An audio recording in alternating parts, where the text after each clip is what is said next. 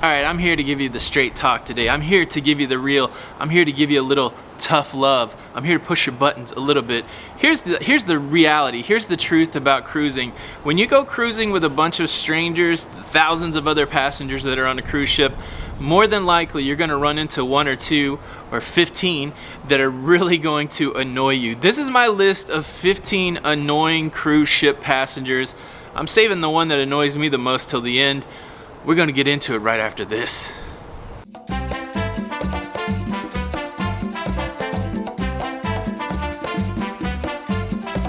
Hey, what's up everybody? This is Tony from Lido, Loca. Welcome to the YouTube channel. If you're new here and you enjoy cruising, consider subscribing with the notification bell on. There's some options on that notification bell. When you click the bell, hit always, and then that way when we have new content, you'll always get it. Alright, let's talk about annoying cruise passengers. And when I say annoying, this just might be bad form. These could be bad cruise passengers. And look, I'm going to talk in generalities here. You know if you fit the mold. You know if you've seen this person before. No judgment. These are just some cautionary tales I'm trying to throw out there as you go on your cruise. Maybe think about it. Maybe not be this person, or maybe you don't care. Maybe you want to be this person. But let's get into it. The first one I want to talk about is the line cutter. You've seen the line cutter. It happens almost everywhere on the cruise ship. Let's start with the most obvious. The buffet. There's a huge buffet line stretching down the hall, waiting to get to the succulent edibles there on the cruise ship. And all of a sudden, you see up in front of you a guy or a group of a couple kind of just stop and start chatting up with somebody else. And then all of a sudden, boom, they're in the line. Larry David, one of the creators of Seinfeld, creator of the show Curb Your Enthusiasm, he coined the phrase, the chat and cut. And you will see that on the cruise ship. Don't be the person that does the chat and cut.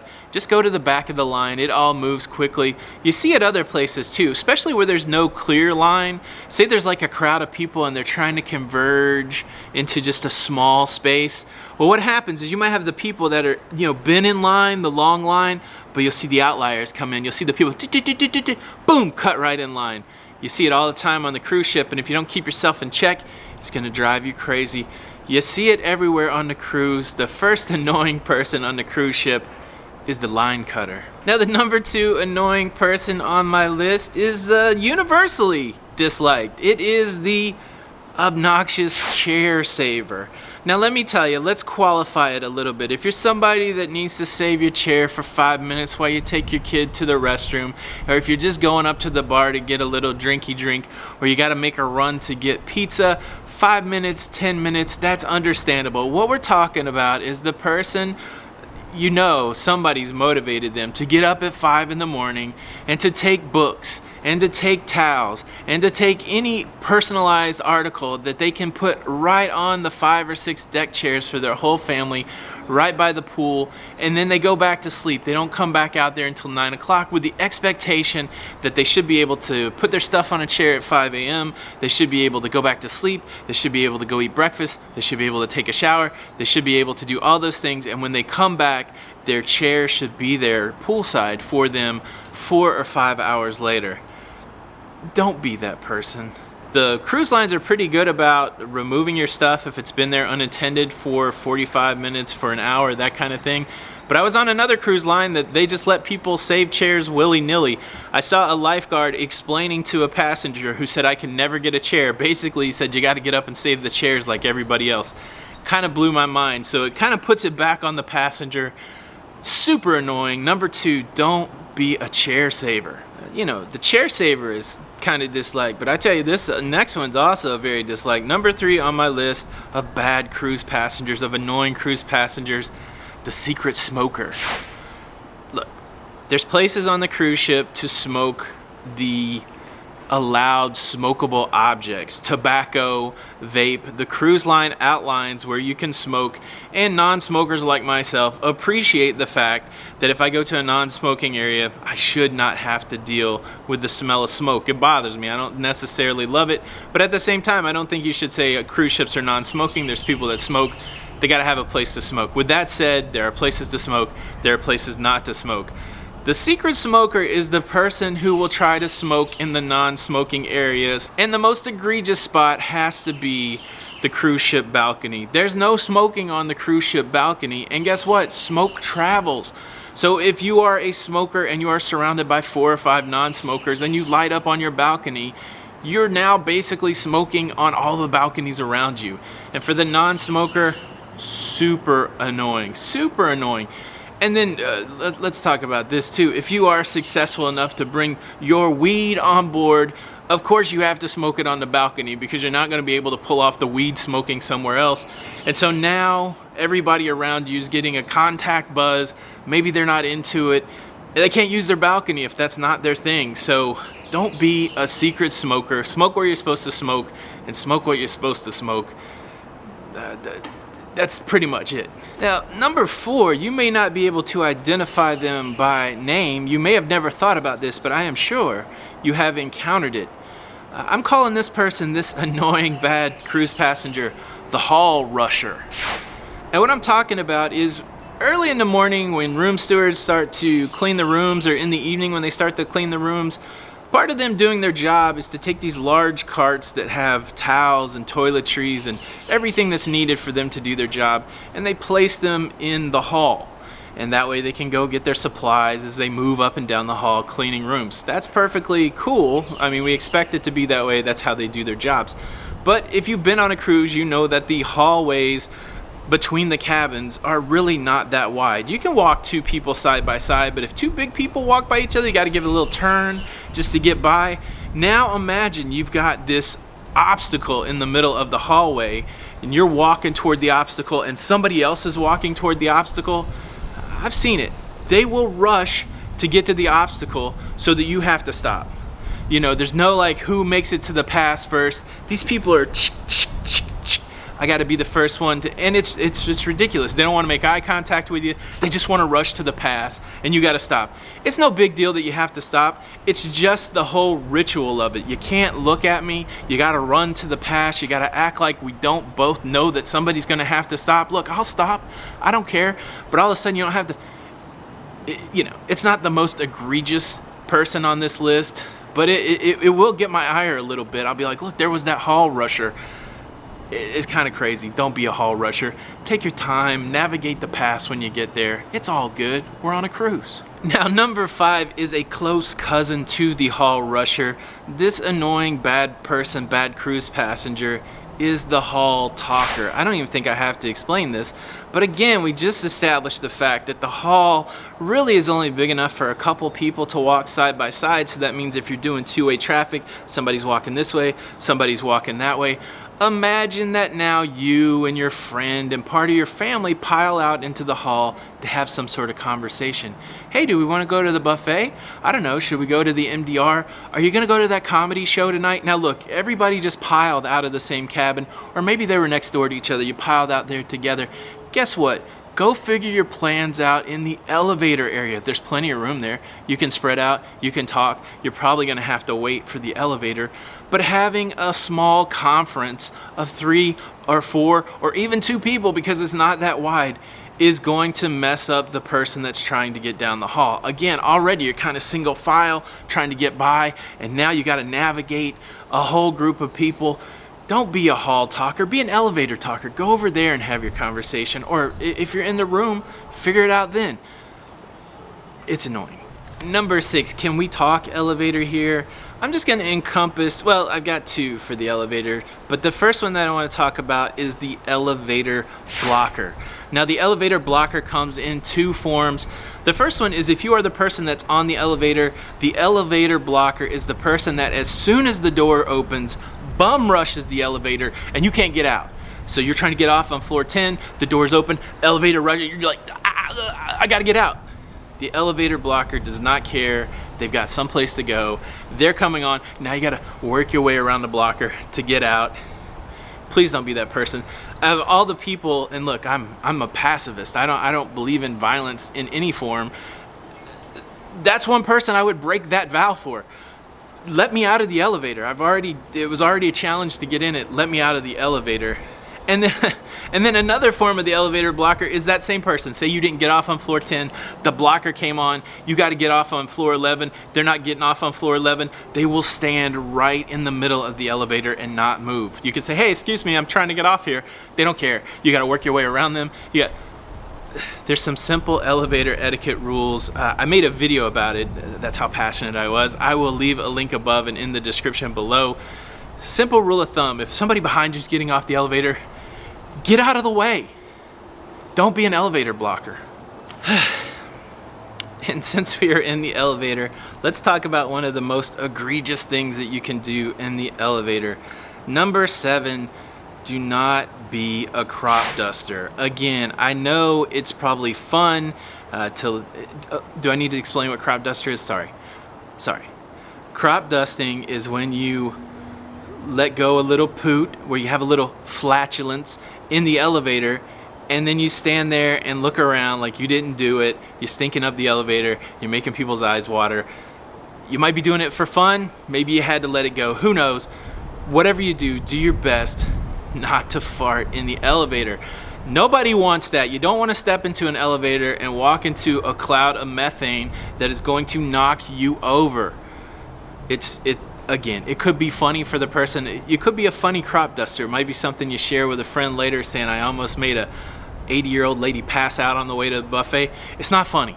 Do not crop dust in the elevator. It makes you an annoying cruise passenger. All right, number 8, you're gonna run into it from time to time. Number 8, annoying passenger, is the noise polluter. This also comes in a couple forms. I'm gonna put loud talkers in the noise polluter. If you are walking down a cruise ship hallway and you are talking so loud that you cannot hear the music, you are talking too loud. If you can't hear the music, that means nobody else can hear the music. Nobody else can hear each other talk to each other. I know it's fun to be on a cruise ship, and I know we don't have to use our inside voices. We're not 6 years old. But if you are talking so loud that nobody can hear anything, then you are a noise polluter. And then another noise polluter, again, goes back to the balcony.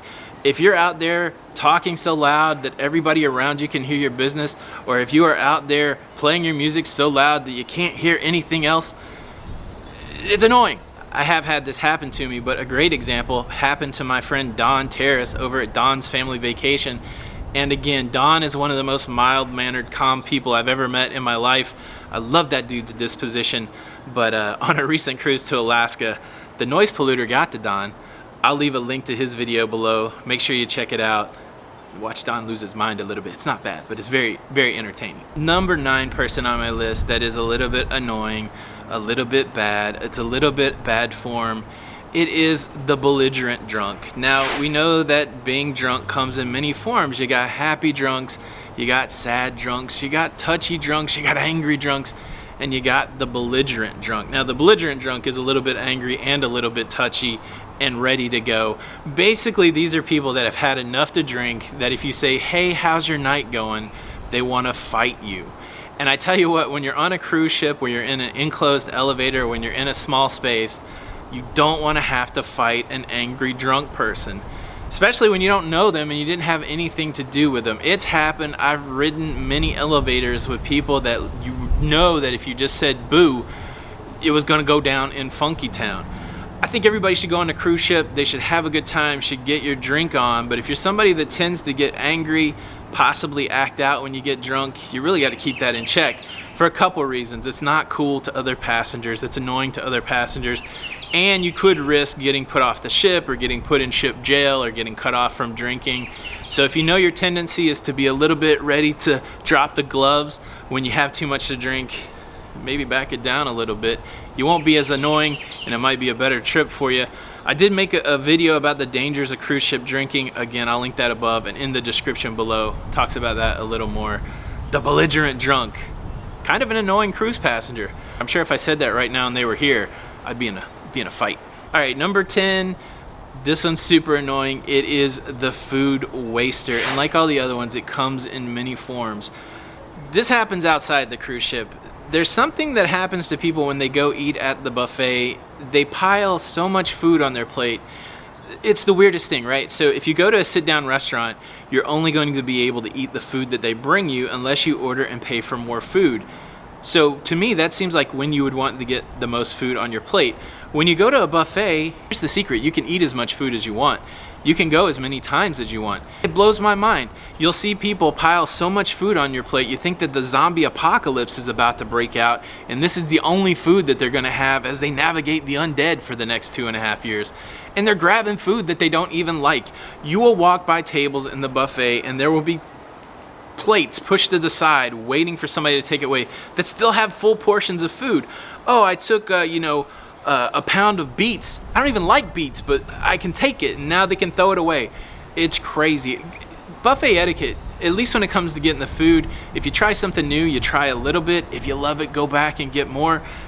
You don't have to pile up your plate. They're not going to not let you get more food. It's an all-you-can-eat buffet. Don't waste food there. And then the other thing is room service. People that abuse room service, and you know they abuse it because you walk by plates that have been left in the hall that still have a lot of food on it. Look, I know I paid my money. It's all free. If I want to throw food away, I can throw food away. But you don't have to do it. It's kind of crazy. It's kind of annoying. I think at the end of the day, it might keep our costs down if we don't throw away so many food. That could be a little fairyland dreaming on my part. But stop wasting food. It's annoying. And look, and if you're looking at me saying, look, yeah, the fat guy says don't waste any food because he eats everything because I'm fat, I'll find you. I'll punch you right in the throat. I'm just kidding. I wouldn't punch you in the throat. All right, onto the list. All right, number 11 on the list is the seat saver. Super annoying is the person that is trying to save a row of seats in the theater. Let's break it down a little bit. First of all, if you're with this person and you've sent one person to save like 10 or 15 seats and they've got their personal belongings kind of strewn out and they're having to do the, hey, no, that's saved. Hey, no, my family's coming. They have to do that for a whole row of seats. What have you done to your family member? It's a little ridiculous. I'll go ahead and say it. And I feel bad for the person that has to save the seats. They are annoying, but I think a lot of times it's not their fault. But here's the deal. These cruise ships are big, but it's not like you're commuting from an hour away to get to the show. If you want to go see the show, go at the same time and everybody sit there together. There's nothing that you're doing that's so important that you got to put your family member or your friend in peril for saving seats. I've seen some people get pretty uptight when you go in, there's a row with some really nice seats, and there's one person at the end of it going, no, you can't sit there, my family. I've seen people just sit down and say, hey, look, they're not here, too bad. And then there's a little tension. It could all be avoided. Or at least send two people. I don't know. There could be some strategies that work, and saving one or two seats are fine. But I tell you what's annoying is the person trying to save the whole row and then willing to fight about it. Don't be that person. All right, so number 12 is fairly well documented in the cruising industry. It is the intentionally late. Do not be intentionally late for things on the cruise ship. Let's first relate it back to the seat saver. If you are somebody that comes to a show late, don't try to go get a seat in the front row, walking in front of everybody that is trying to watch the show. They got there on time. You came late. Sit in the back. How about that? Come earlier or sit in the back. I don't know why you were late. I'm sure there could be a valid reason. I know some people are just intentionally late, but here's the deal. If you miss the start of the show, don't try to sit in the front. Another one that's super annoying is being intentionally late to the muster drill. Everybody has to go to the muster drill, and you cannot get out of the thing until everybody is checked in. Do not come 5 minutes late to the muster drill. You're wasting time for everybody else. And then finally, pay attention when you're off the cruise ship. You don't want the cruise ship to have to wait 20 minutes because you're the last two people to get back on the cruise.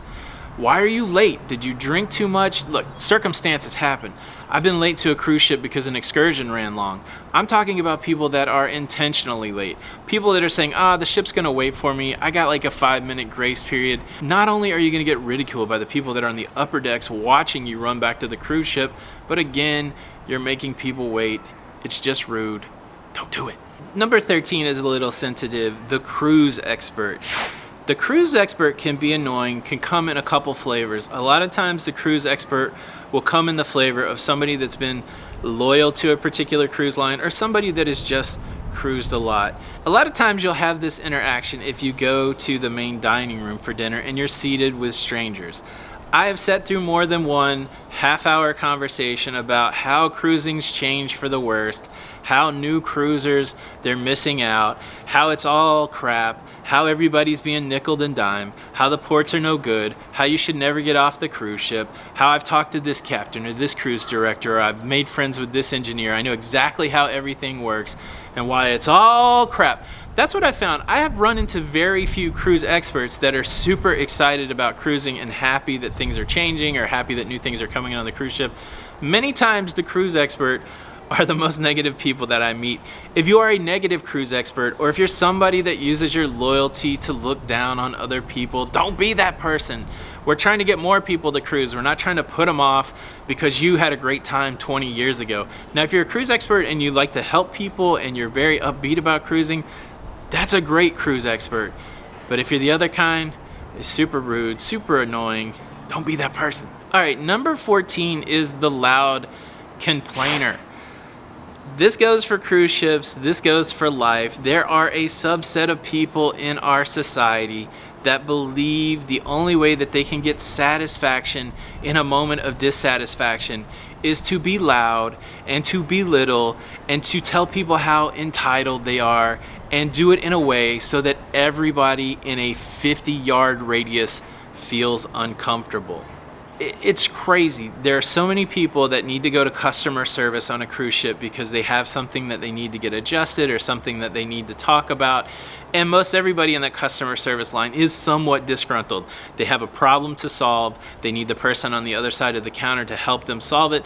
And the person on the other side of the counter, guess what? They're a person that has feelings and emotions.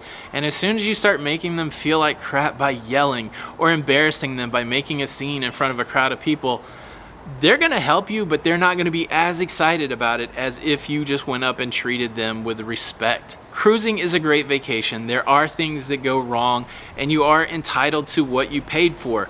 That is a given. You do not have to tell people that you are entitled to what you're paid for. Nobody thinks that you're not entitled to what you paid for. So to stand up there and go, look, I paid for this and I didn't get it and I should get it.